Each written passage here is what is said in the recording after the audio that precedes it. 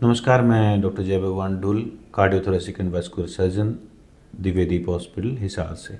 आज मैं आपसे बात करूंगा वैस्कुलर सर्जरी के बारे में। जब भी कार्डियक सर्जरी की बात होती है, as a cardiac surgeon mostly सबको यही लगता है कि हम सिर्फ दिल की नसों का ही इलाज करते हैं, जबकि ऐसा नहीं है। हम कार्डियक सर्जरी के साथ साथ vascular surgery and thoracic surgery, ये तीनों ही हिस्सों का हम इलाज करते हैं। जो वैस्कुलर सर्जरी में दिल की नसों के अलावा, दिल की जो खून की नसें हैं उनके अलावा शरीर में कहीं पे भी खून की नसों की जो बीमारी होती है उसका इलाज किया जाता है। अब वैस्कुलर सर्जरी क्या है, कब ज़रूरत पड़ती है और इसमें किस किस तरीके से वैस्कुलर सर्जरी की जा सकती है, इसके बारे में हम आज डिस्कस करेंगे। अब वैस्कुलर सर्जरी क्या है? हमारे शरीर में दो तरह की खून की नसें होती हैं। एक होता है आर्टरीज, जिसको धमनी कहा जाता है, जो फ्रेश ब्लड बॉडी में हार्ट से पूरी बॉडी में लेके जाती हैं। दूसरा होता है वेन्स।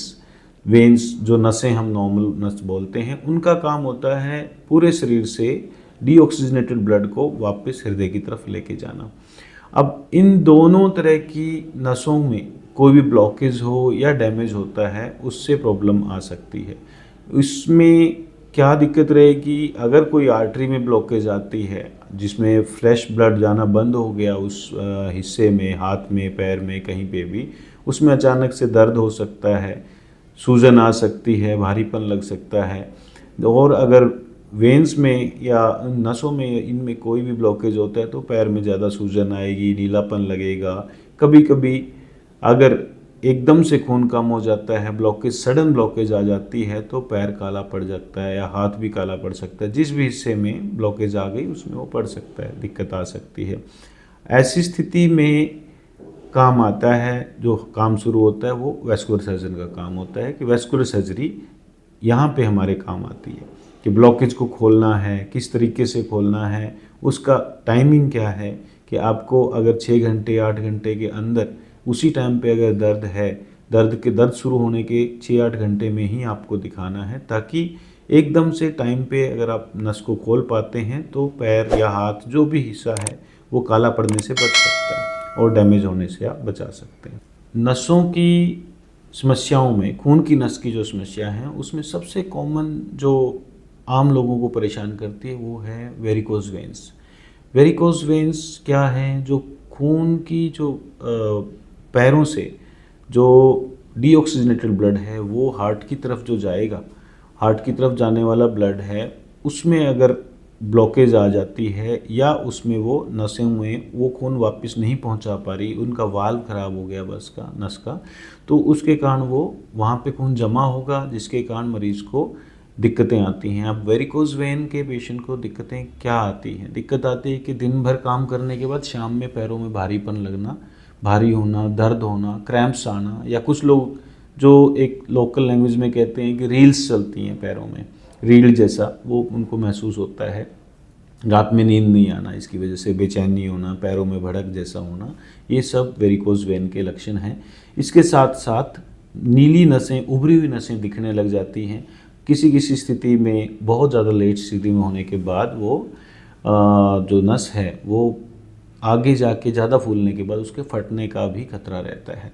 फटने की स्थिति में फिर ब्लीडिंग होगी और एकदम से वो इमरजेंसी वाली स्थिति हो जाती है। अब किन किन को वेरिकोज वेन हो सकता है? वेरिकोज वेन जो प्रॉब्लम है वो एक स्टैंडिंग पोस्चर की प्रॉब्लम है कि जो आदमी, जो पर्सन एक लगातार टाइम के लिए खड़ा रहेगा एक जगह पे, उसकी पैरों में वो नसें फूलने लग जाएंगी। तो ये आमतौर पे होता है, जैसे बस कंडक्टर्स हैं, पूरा दिन खड़े रहना है, जो भी होम मेकर्स हैं, हाउस वाइफ हैं, घर का काम करते हैं, किचन में लगातार किचन में खड़े खड़े काम करते हैं, उनमें हो सकता है। या और ट्रैफिक ऑफिसर्स हो गए, ट्रैफिक पुलिस के जो अधिकारी हो गए, जो वहाँ पे ट्रैफिक संभालते हैं, ऐसे इस तरह से जो भी एक स्टैग्नेंट पोजीशन में एक ही जगह पे खड़ा हुआ जो काम कर रहा है, उन्हीं के अंदर ज़्यादातर ये प्रॉब्लम पाई जाती है। अब इसका समाधान क्या है?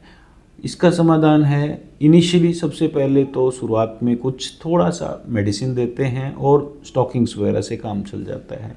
उनसे भी अगर नहीं होता है तो फिर रेडियो फ्रीक्वेंसी एब्लेशन, RFA जिसको कहते हैं, या लेज़र से, दोनों तरीके से वो हो सकता है। इसमें हम रेडियो फ्रीक्वेंसी से या लेज़र के थ्रू नसों को उनका ट्रीटमेंट करते हैं और ऑलमोस्ट ये लगभग 2-3 घंटे ही आपको हॉस्पिटल में रहना पड़ता है। उसके बाद सेम डे डिस्चार्ज हो जाता है और अगले दिन से आप अपना नॉर्मल काम कर सकते हो। गैंग्रीन की प्रॉब्लम और वेरिकोस वेन की प्रॉब्लम के अलावा भी वैस्कुलर सर्जरी में और क्या क्या प्रॉब्लम्स का हम समाधान, क्या क्या बीमारी का समाधान कर सकते हैं। जैसे इसके अलावा होता है कि कैरोटिड जो होता है, जो नसें हृदय से दिमाग को सप्लाई करती हैं, कैरोटिड आर्टरीज़ हैं। कैरोटिड आर्टरीज़ में ब्लॉकेज होती है जिसके कारण मरीज़ को लकवा मारने का खतरा रहता है।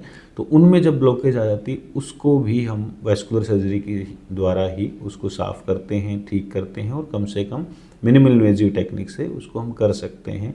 स्टेंटिंग करनी है या उसको एक रिपेयर करना है, दोनों ऑप्शंस पॉसिबल होते हैं।